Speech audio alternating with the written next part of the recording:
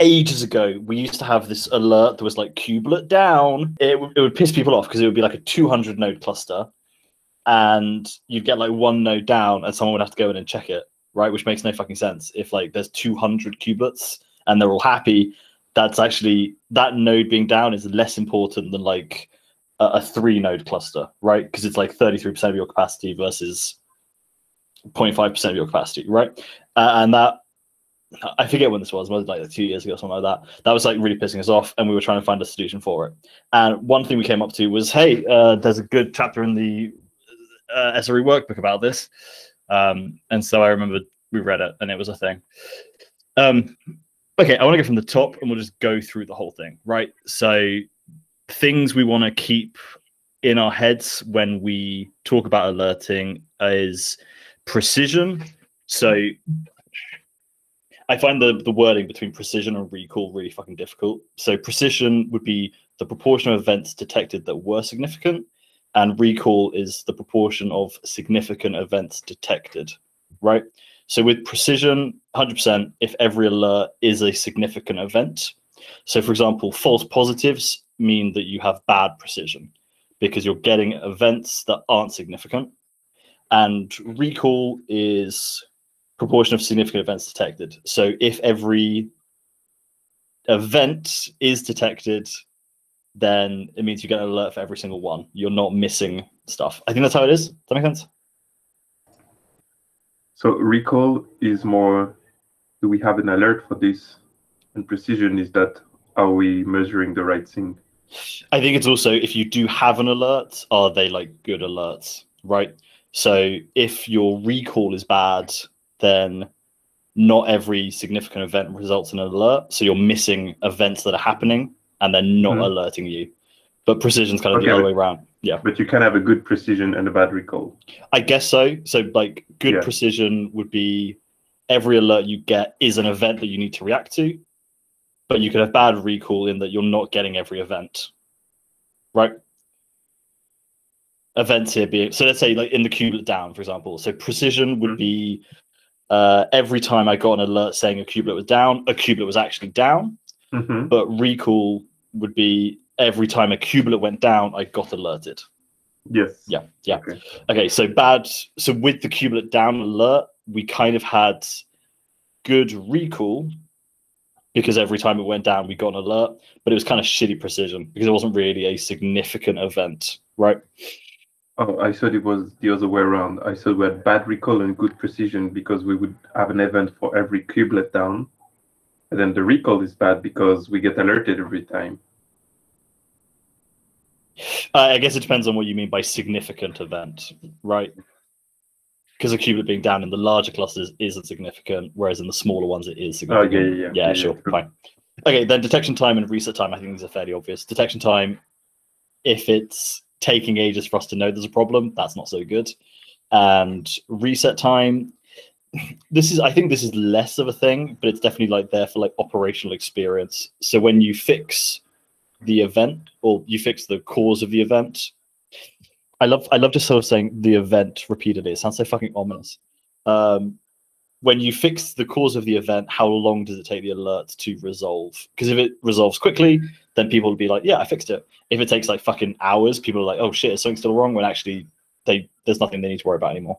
So yeah, we saw that last time when you told me to use rate over increase, where the function just reset directly, while with increase it was slowly over time.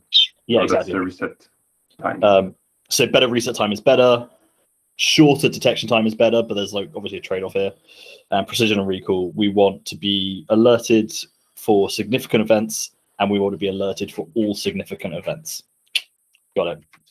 So there is also big disclaimer here. We don't operate a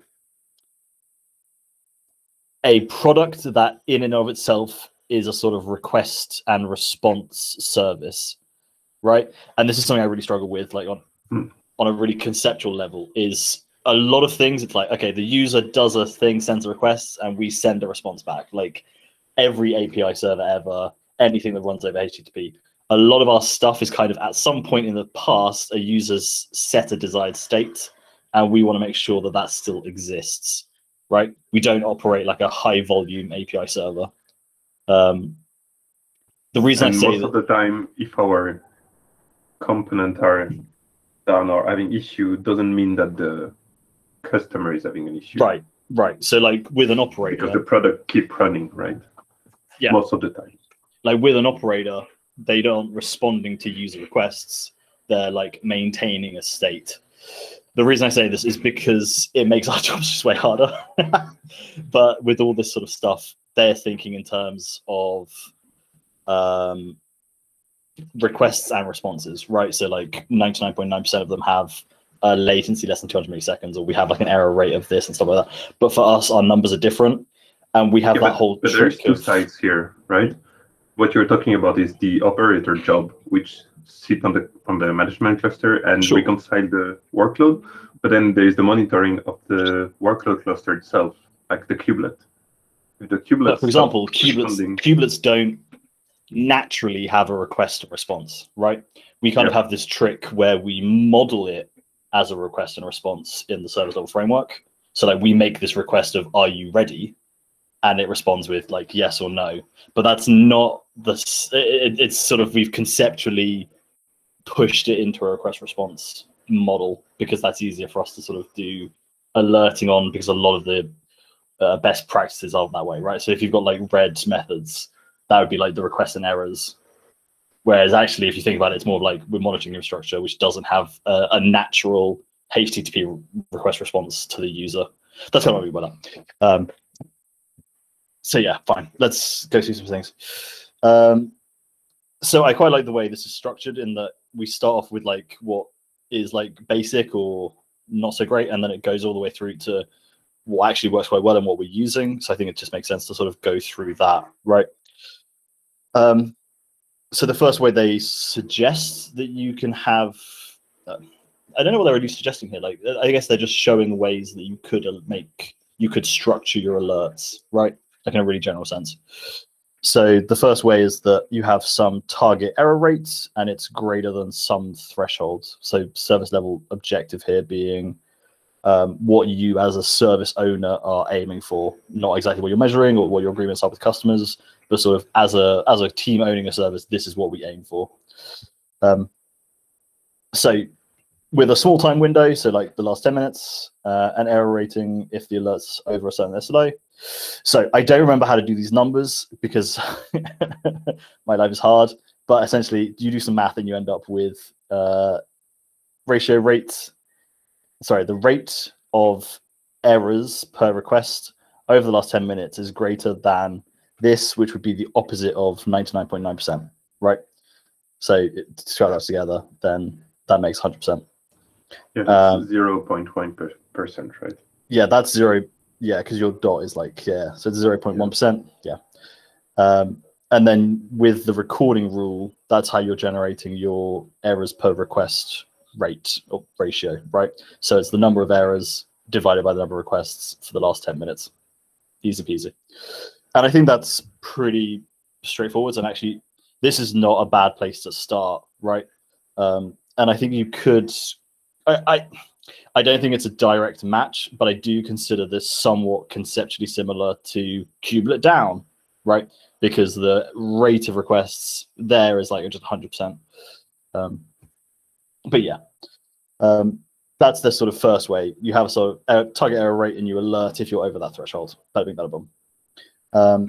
There are some pros, there are some cons here. So pros, your detection time tends to be quite good because if you have a total outage, your error rate is essentially like 100%, and this very quickly goes over your 0.001.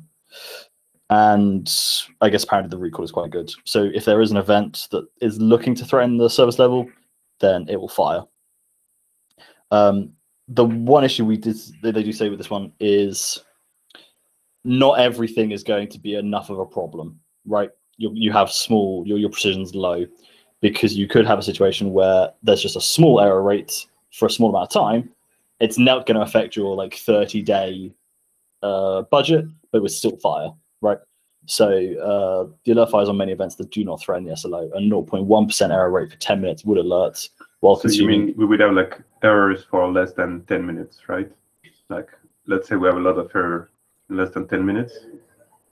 This would not trigger the alert. So this is, I mean, the way they put it is pretty good. So a 0.1% error rate. So every, 1,000 requests, one fail. If that goes on for 10 minutes, that would actually alert you, even though if you look at it over the entire month, it's only like 0.02% of your entire error budget.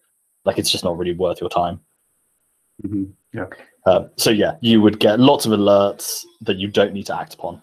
So the precision's low. And that's why I think it's quite conceptually similar to our kubelet down example, right? In that you're getting a load of alerts and you're like, I don't really care about this. It's a gigantic cluster. Yep. Yeah, exactly. Really cool. So it's a good way to start. You'll probably end up getting a lot of alerts you don't want. Bam. Then there's that sort of next step, which a lot of people do with like alert windows. And I think this is similar to, actually, no, it's not, but whatever. So in this case, instead of alerting over the last 10 minutes, you're alerting over the last 36 hours, right? So that's what, like a day and a half, which is better, but pros and cons, right? So your detection time is still good. So if you have a complete outage, you're getting alerted in 2 minutes, just over 2 minutes, which is pretty good, right? Like that's quicker than actually most of our alerts are already, right? If we have like a 4 or 5 minutes, and it does improve your precision because you're waiting for that. You have a larger error, a larger time window over which you're looking, which makes it like a better precision. But then you fuck over your reset time. So you have, these graphs are so helpful for explaining stuff. So let's say you at 10 minutes, you have like 100% error. So your service is only responding with errors. After a few minutes, so that's like 2 minutes, your error rate for the last 36 hours crosses your alert threshold. So this is where you alert. Someone comes online, sees that there's a problem here, and then fixes it. And so your error rate goes back down to 0. Your alert doesn't close till like sometime the next day, which is just useless. Like you don't know if you've actually really fixed it. Yeah, does that make sense? And if you have an issue again, the alert is still open, so it won't reopen. You won't be notified. Yes. Right. Yeah. If you unless you close it manually. But even if you closed it manually, Prometheus would reopen. It would reopen it. Yeah. Which actually probably really does affect your overall precision, right? Because you're going to be missing events. I think it affects your recall in this. Sorry, case, right? We're going to struggle with precision and recall forever. Yeah. It's hard, but I get. Yes, it would be recall. The more we're talking about it, the more I understand what is recall. If you had an error rate 100% here, you wouldn't get repaged. Yeah, so you'd miss an event. Yeah, sure. The monitoring would see it, but not the human because. Yeah. Yeah, that is already open. Sorry. Because it's still yeah. In our specific use case where like we have opportunity and stuff, yeah, sure with you. So it's not really better actually. It's just a different way of doing it. And then there's this one here. I think this is something similar to actually what we do a lot. So alert duration being that Prometheus 4 clause, right? And so I definitely know that we do this a fair bit, and I don't love it. In that if we have like a false positive, will increase the alert duration to improve our precision. Yeah. But there can be some issues with this, right? So let's say you actually are looking at the error rate for the last minute, and it's sort of 99.9%, but you also have like a duration here for 1 hour. You do have the benefit that your alerts can be high precision because you require this sustained error rate before firing. But there's issues here with recall and detection time and alert resetting, right? Because what you may have is, let's say you have like a 0.1% error rate that actually sorry, let me put the other around. If you have 100% error rate, that should get someone online quicker than a 0.1% error rate, right? Whereas here, you could be at 100% for an hour before this alert fires, which is kind of awful. Okay. Yeah. Ideally, the time it takes to get someone to notify a person is related to the amount of to the error rate. So the higher the rate of errors, the more sure you can be that there's a significant event happening. And so therefore, like, the quicker you can comfortably or confidently get someone up. Yes. Whereas like with a lower error rates, you can't be as confident that it's a significant event, so you don't need to be as quick. You can actually sort of page down. Yeah, so here's good. The 100% outage would consume 140% of the 30-day budget in that hour. So if you do this with like a high availability service, you're fucked before you even get out of bed, right? Yes. And if your metric resets, you reset the hour, right? So there's quite a good example here. There you can go up to, this is a log scale, just FYI. You can go up to 100% and then back down and then never actually, no, hold on. A series of 100% error spikes lasting 5 minutes every 10 minutes never triggers an alert. Yeah, okay, because it has to be over the 0.1 threshold. Yeah. For 1 hour. So you can have repeated big error spikes and you're never... yeah, that's very bad. Even though you're consuming that's like 12%. Even worse than waking somebody up too late. Yeah, this is like a death spiral. Wake anybody. Yeah. And you're not going to be looking at dashboards enough to see this, right? Like even if you look like don't once have a an day, alert, you won't see it. Yeah. So I think the way I sort of see this structured, I think these three are kind of like the, yeah, sure, you can do this and it works, but there are significant drawbacks. And then from like 4, where we start talking about like burn rates, that's where I see like a lot of it kind of going, oh yeah, sure, this would actually work in like a general sense. So yeah, to improve upon the previous solution, you want to create an alert with good detection time and high precision, right? Because there's a sort of trade-off there between detection time and precision. So it introduces burn rate as how fast, relative to the service level objective, the service is consuming the error budget. And this, I will 100% put my hands up. I don't understand the math very well, but I kind of can get it on like a conceptual level. So if you have a burn rate of 1, that means that you're consuming your error budget at a rate that leaves you with exactly 0 budget at the end of the time window, right? So let's say you're considering your service levels over 1 month.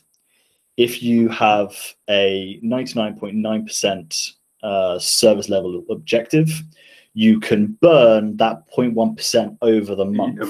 Okay. Right? Like if at the end of the month you are at 99.9%, you're actually oddly kind of doing the right thing, because it means because it feels weird for me to say, actually, you can have some errors, right?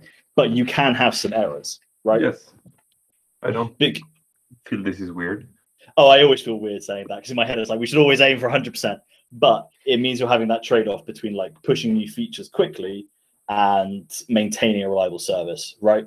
Because alternatively, you could have like a 99% service level objective in terms of your error rate, something like that. And then every week you can have like an hour and a half where it's like, okay, sure, yeah, we have to do some maintenance or something like that. Easy peasy, kubelet is again a good example here. If you have a kubelet erroring for 1 hour over a month, who cares? Like, well, I mean, for 99%, it's just one in, I don't know, like let's say a 10-node cluster, you have a kubelet erroring for 1 hour over a month, nobody's going to die. Sure. There's some. Let's go back to that when we get to like the. Remind me that kubelets are weird when we get to like the practical part. So yeah, and then if burn rate 1 is at the end, oh yeah, this is great. So budget remaining on Y, and then the days at burn rate. So burn rate 1 means that you have 100% of your budget left at day 0, half of it in halfway through the month, and then 0 halfway through. Burn rate 2 means that halfway through the month you're fucked, and then burn rate 10 means that in 3 days you're fucked. Right? Easy peasy. And then there's a table. So like for error rate for a 99.9% SLO, it kind of explains this is the same thing basically. And then there's a bunch of math that I don't remember exactly how it works. And then we get to this magic 36. And I can't remember how this is explained, and maybe someone wants to fiddle with some equations later. But we definitely use this as our burn rate for like a 99.9% service, which is what we have the kubelets at currently, if I remember correctly. Because this is a budget over a month? So it's 5% of the error budget over an hour should be what's like significant events, right? So with the burn rates, it's not that the error rate is too high, it's that you will be going through your error budget too quickly. That's the way I try to look at it more. Yeah.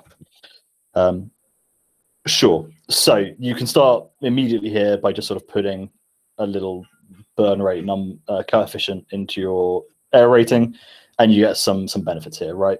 So the precision increases because you can actually choose what your sort of the portion of your error budget spent that you want to alert on, right? If you have a service you give less of a shit about, or you have like more relaxed requirements, you can choose to be alerted when you've spent more of your error budget. And the detection time is pretty good. The 36 here, does it just mean that we're now talking about the 3.6? No. This is a magic number that comes out of, is it this one? I think it's here. So for burn rate, you can, the way I remember doing this is I inverted this equation to calculate the burn rate as, I can't do math quick enough for this. You see where I'm going with this though, right? You can I know you can this reverse to 36. Yeah. And that's the way that I calculated that 36 was good for us, but I can't remember exactly how it calculates right now. Okay, we can do some math. Yeah, I would recommend this bit here. I remember being the bit where I was like, oh shit, that's how it works, but you have to like fiddle around with the equations a bit and then you kind of get it. So it's not that this is like that the error ratio is 3.6% or something like that. Think of it more as you have a 99.9% service level objective and you're being alerted for a burn rate of 36, which is like 5% of a 30-day error budget spend over 1 hour. Yeah, okay. That's how we ran. Yeah, sure. So pros, the precision increases because you have more ballast here. Detection time is pretty good. There is some issues with recall, right? So this is actually quite a high burn rate, but you could have hold on, let me get this straight. You could have like a low error rate, which is eating through your error budget significantly, but isn't hitting the sort of 36, right? So yeah, for example, this is 36. A 35 times burn rate never alerts, but consumes all of the error budget in 20 hours, right? So if you're under the burn rate, you don't alert, which is problematic. Yeah. Yeah. So let's say that we had it. So let's say that this is 36. If you were actually sort of along this line, you would never alert, but by day 6, you would have burnt through all your error budget, right? That's the sort of trade-off here. Okay. Yeah. Does that make sense? I feel like that one didn't make as much sense. Yeah, it does make sense. Yeah. Okay. Cool. So what you can actually start doing there is having multiple burn rates, because retains the benefits of alerting on burn rate and ensures you don't overlook lower but still significant error rates. That's kind of the trick here. So by combining multiple burn rates, if you have like a very quick burn rate, hey, sure, you're getting up. If you have a slower one, we can alert over a longer period, right? They talk a little bit here about like ticket notifications, and that's something I'd like us to eventually do. I need to talk about that later. Kubelets are weird. What is ticket notification? Is it optional for us? No, that would be sort of something like, let's say you had, I know an example, and I'll show it when we get to the more like practical side. But let's say you had like a 100 node cluster, more like 150, and one node was down all the time, right? It's not that it just like flaps in and out. It's just this node has been dead for like a month. Someone should look at that, right? Mm-hmm. It doesn't need to. It doesn't need to wake someone up, but ideally, it creates an opportunity ticket or a GitHub issue. You can always have some noise, and which is ignored, but it's constant and it's bad. Yeah. So for that kind of thing, ideally, fuck it, a GitHub issue comes into your inbox. It's like, okay, we can check this today or tomorrow. Yeah. No stress. Do it during the day. Yeah. Like basically automatically open PM. The way I kind of consider it a lot is, in a data center, no one is running around going, this hard drive's dead, bam, bam, right? Some guy goes around once a week with a cart and goes, yeah, sure, right? He's not somewhere, a little machine went, boop, boop, boop, you got to replace all of these. It would be a similar thing in my head where it's like, okay, these 6 qubits have been down for a month. Check out what's wrong with them. Yeah. Yes. Okay. And they talk a lot more about numbers here, but I don't want to get into specifics. But 2% error budget consumption in 1 hour, 5% budget consumption in 6 hours. I'd need to check which numbers we use, but they're sort of similar here as well with burn rates. So there's a sort of trade-off here. You want a high burn rate over a small time window, and then a lower burn rate over a lower window, right? So it's that trade-off between the significance of the event and how long your time window can be. So if you kind of look at it in the Prometheus way, ignore this. This is that sort of ticket thing. But if your burn rate has been too high for the last hour, someone should be alerted. But if it's also slightly lower, right, so it's still like a significant event, but not enough to sort of page immediately, then we can check that over the longer time window, right? And then we just have like an OR here. So if either of these events, these rules are firing, then alert, right? So it's just combining the previous one, but also taking into account that we still have some errors or events that we need to alert on, even if they have a slightly lower error rate. Yeah, like if there is this line between the 2 lines on the graph. Yeah, exactly. Because we want to alert essentially on anything below this blue line. Like the blue line is basically the ticket, and the green and the red are the pages. Sure. That's a good way of looking. You get page, right? I mean, so ideally, we are informing a human at any behavior below the blue line, right? Because that means that we're going to miss our service level objective. Yes, exactly. Okay, but obviously, if let's say you're sort of this line here, so you're finishing at the end of the month, slightly above. This area would be tickets, but this still, at these points, you start needing to get someone out of bed, right? Because you're going through it too quickly. So you think if it's over the blue line, it's a ticket? No. So I would, you want to make sure that you end up over the blue line at the end of the month. Yes, exactly. So the blue line and under can be a ticket, right? Yes. Because your burn rate is never going to be exactly 1, right? It would sort of probably go like this and then down a little bit and stuff like this. Greens and reds, sure, you probably start needing to page someone because it's going too quickly for you to deal with a ticket. Yeah. And this graph I never found particularly useful, but it's like a good way of looking at, because it starts doing stuff with like logarithmic on the x-axis. But this is a place where you start ticketing, right, where your error rate is really low, but your detection time tends to be quite high because of it. Whereas if your error rate is like 100%, this is where you page. And for like that sort of midpoint, you're still paging, but your error rate is smaller, but you're over a longer detection time. Right. So this means you could have already notified someone via a ticket, and then you notify someone via page. No. Don't think. Quicker. Yeah. No? This is why I think this graph isn't very good. Think of it more. Your error rate is going to be some number, right? So let's say your error rate is 50%. You're here, right? Yeah. So then, after a few minutes, right, you've already created a page. Whereas if your error rate was like 1%, after 6 hours, you page someone. If your error rate is like 0.0000001%, after a day, you've made a ticket.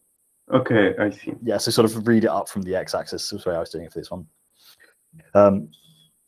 So yeah, multiple burn rates allow you to adjust the alert to give appropriate priority based on how quickly you have to respond. So instead of just having everything's going to hell in the handbasket, it also allows you to sort of page on that's really good. Slower burns. Yeah. If an issue will exhaust the error budget within hours or few days, sending an active notification is appropriate. Otherwise, a ticket-based notification to address the alert the next working day is more appropriate. It's nice.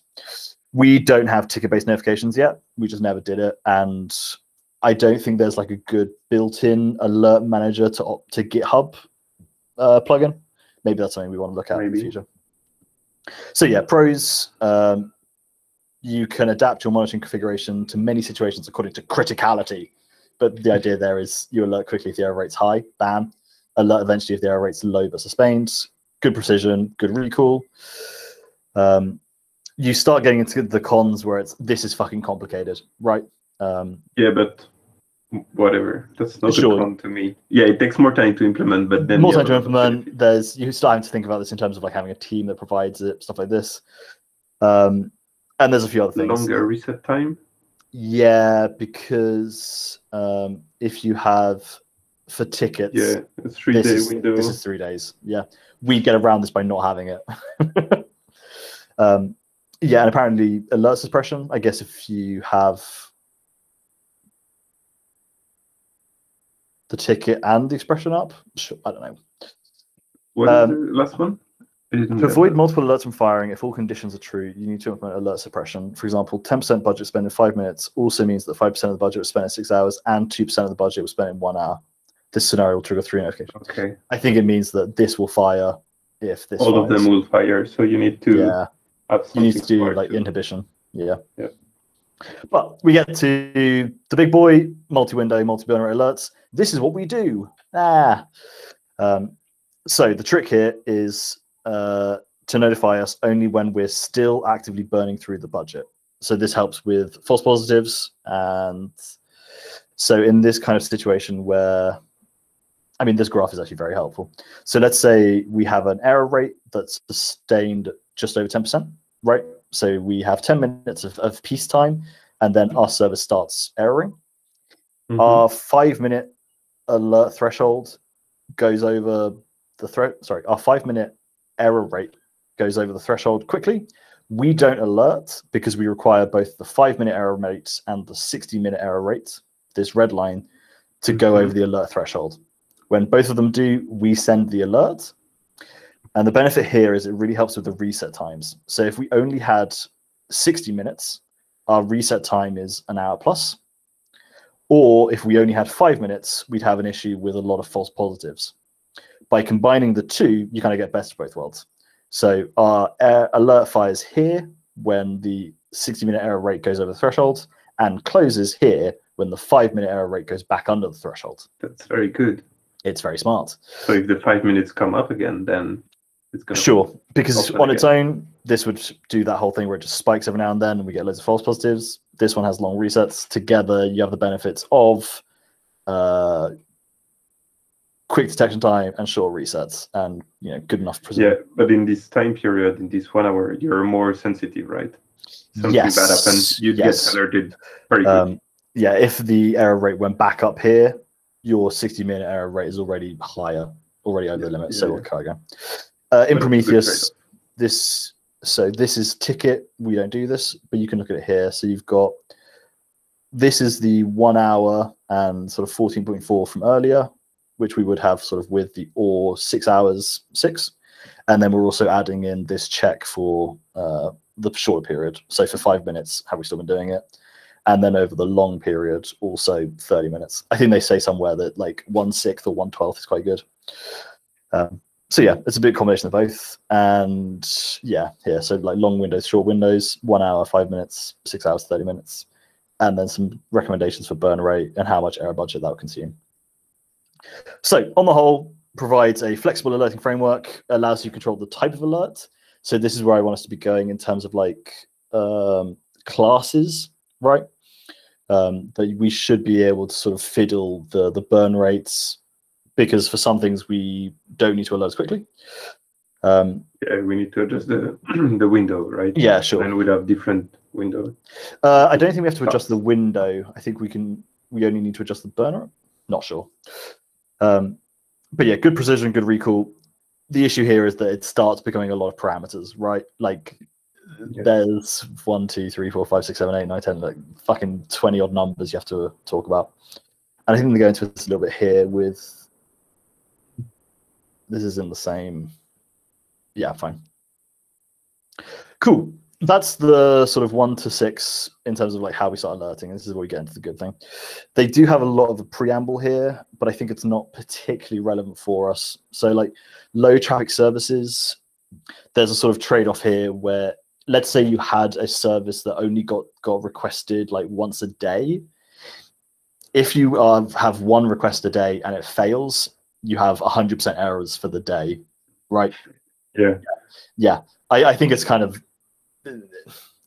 you can get away through it by like generating artificial traffic, combining services, maybe like having clients retry, increasing your window and stuff like this.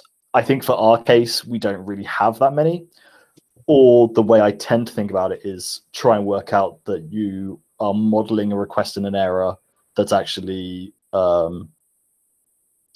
more frequent, right? So like, you know, can you make requests to it all the time, stuff like this. I think that maybe read this if you're interested separately, but I don't think it really applies to us that much. Extreme availability goals, sure. Services with an extremely low or an extremely high availability goal may require special consideration, kind of obviously. There's something here. A 100% outage for a service with a target monthly availability of 5 nines exhausts its budget in 26 seconds. Sure, if we were running S3, I think this is relevant for us. Not that many of our services are 5 nines, right? I don't think any of them realistically are. Maybe API servers start hitting like 3 or 4, but nothing is this critical. Or has the high enough rate of requests, right? And then a learning at scale. I think for all this sort of post-amble, I'd recommend just reading it through in your own time because I think it's entirely accessible. But this is where I was thinking in terms of moving us for, I think we call it like SLO classes, right? So being able to sort of bucket, like, because API servers and kubelets, I think, have different requirements in the service level and in alerting, right? Like with API servers, they have fewer requests, but those requests are definitely more vital. DNS, actually possibly even more critical than the API server, right? DNS requests have to work pretty much all the time, and we're going to get a lot of them. Kubelets, you probably actually, if you're modeling the request as a status and the response is like healthy or not healthy, if you have that pool of a large cluster, actually, yeah, fine, it's not a problem. But we probably have to have a bit of thought into this because we're doing something here with like trying to bucket request responses like API servers or DNS in the future with kubelets, which are more sort of infrastructure-y. I don't know. Yeah, that's the Learning on SLOs chapter.